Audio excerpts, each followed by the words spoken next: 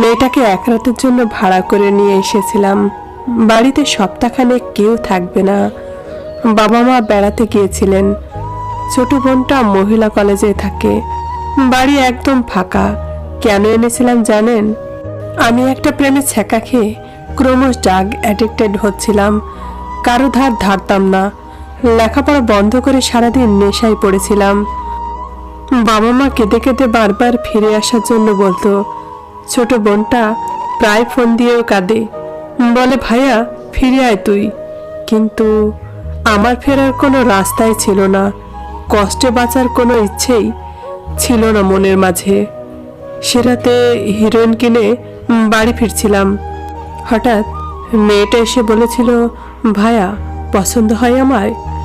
বলেছিলাম দূরে থাক আমার থেকে, আমি ওরকম না। মেয়েটা আরো কাছে এসে বলে, প্লিজ ভাইয়া দেখুন না আমার দিকে, কোনো কমতি নেই আমার মাঝে। খেকিয়ে বলেছিলাম, তোকে বলছি না চলে যেতে। মেয়েটা বোধহয় একটু ভয় পেয়েছিল। ভয়ে ভয়ে বলেছিল টাকার খুব দরকার ছিল, যা দেবেন তাই দিয়েই।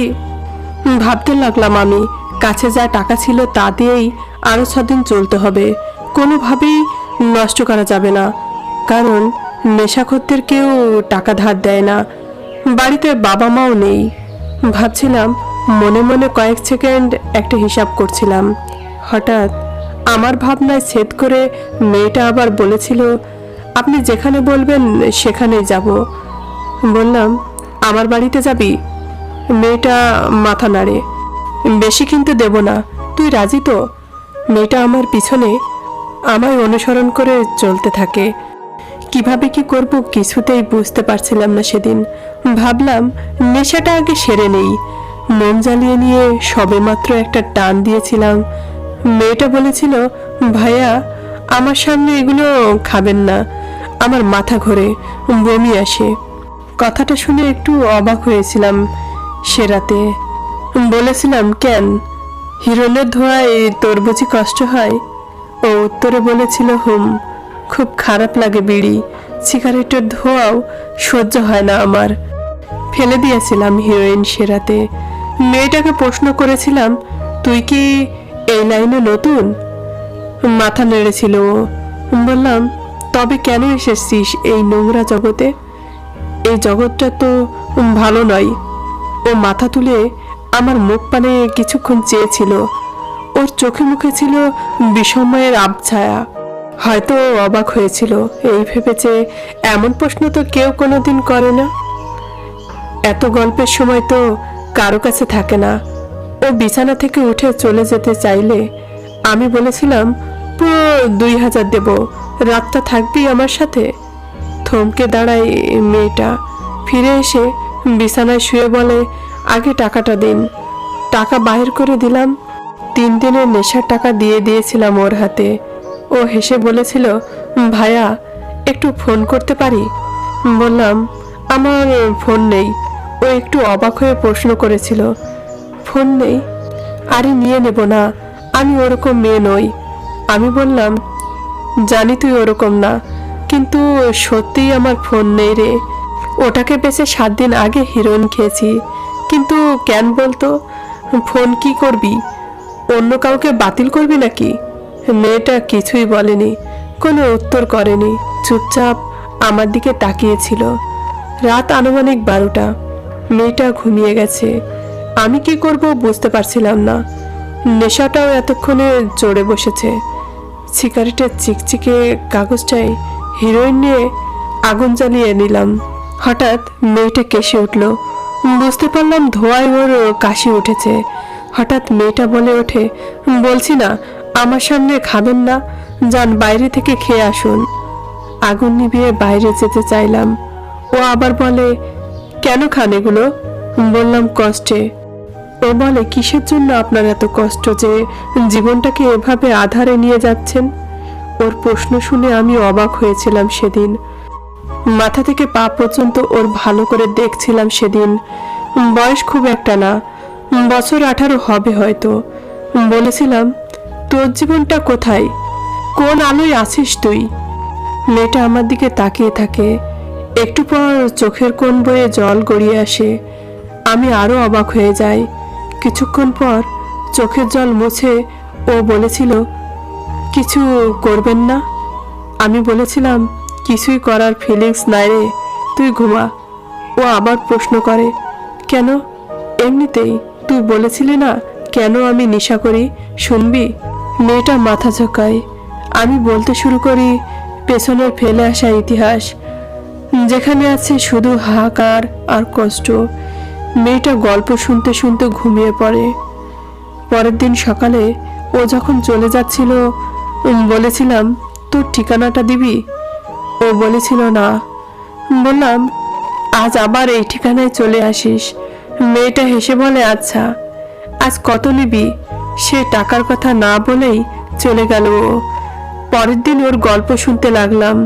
ও বলে, আমি কলেজে পড়ি, এবার বিয়ে পড়তাম, বাবা বেঁচে নেই, ছোট একটা বোন, মা আর আমি, এই আমার পরিবার। দিনের 12টা পর্যন্ত মানুষের বাড়িতে কাজ করি আমি, বিকেলে বাচ্চাদের পড়াই। আর মা সারাদিন কাজ করতেন, রাতে বাতির আলোয় কলেজের বই পড়ি। বছর 3 আগে 5,000 টাকায় ঝিয়ের কাজ করতাম এক বাড়িতে। তারা সকালে নাস্তা আর দুপুরে খাবার দিত আমায়। দিব্য চলে যেত দিন। আমি বললাম, তারপর? তারপর যখন এসএসসি পাশ করেছিলাম, কলেজে ভর্তি হলাম, লেখাপড়ার খরচ বাড়তে লাগলো, প্রাইভেট পড়ার সময় ছিল না, গাইডের প্রয়োজন দেখা দিত। প্রথম বান্ধবীদের থেকে নিতাম, কিন্তু ঝিয়ের কাজের জন্য প্রতিদিন কলেজে যেতে পারতাম না, তাই তারাও আর নোট দিত না। অবশেষের বাড়ির মালিককে বলে দুপুরের খাবারের বদলে 1,000 টাকা বেতন বাড়িয়ে নিয়েছিলাম। সকালের নাস্তায় 2টো বিস্কুট আর 1 কাপ চা খেয়ে কাজ করতাম সারাদিন। এইটুকু খেয়ে তুই থাকতে পারতি? তোর কষ্ট হতো না? প্রথম খুব কষ্ট হয়েছিল, পেটে মোচড় দিয়ে ব্যথা হতো, মাথা ঘুরে পড়েও গিয়েছিলাম কয়েকদিন। জানেন, মালিকের বাড়িতে 2টো গরু ছিল। বহুবার গরুকে খাবার দিতে গিয়ে ওই পচা পান্তাগুলো খেয়েছিলাম। কি করব, ক্ষুধার জ্বালায় যে কাজ করতে পারতাম না, আর কাজ না করলে মালিক তো বেতন দেবে না। রাতের খাবার মা অন্যের বাড়ি থেকে আনতো। ছোট বোনকে খাওয়ানোর পর যা থাকতো মা আর আমি ভাগ করে খেতাম।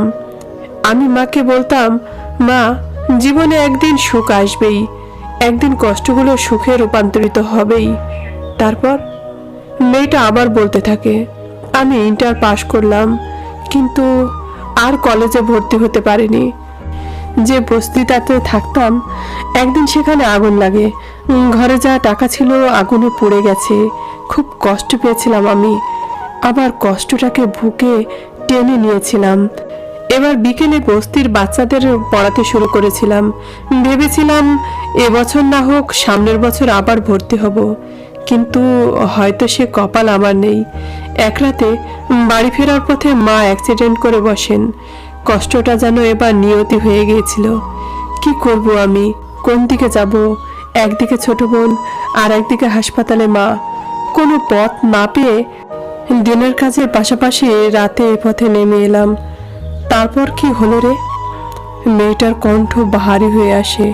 ও কাঁদো কাঁদো স্বরে বলতে থাকে, ব্যবসা করতে লাগলাম নিজের দেহ দিয়ে। আজ 1 মাস যাবৎ মার কাছে ছোট বোনকে রেখে রাতে পড়ার নামে বেরিয়ে পড়ি আমি। ফেরি করে বেড়াই নিজের দেহকে নিয়ে। দেহটার কত মূল্য হবে নিজেই ঠিক করে দেই। কাঁদতে থাকে মেয়েটি, কাঁদতে থাকি আমি। মেয়েটা তারপর থেকে রোজ আসতো। আমি বুঝতে পারি আমার হিরোইনের নেশাটা এখন বদলে গেছে। নেশাটা এখন ওর গল্প শোনায় রূপান্তরিত হয়েছে।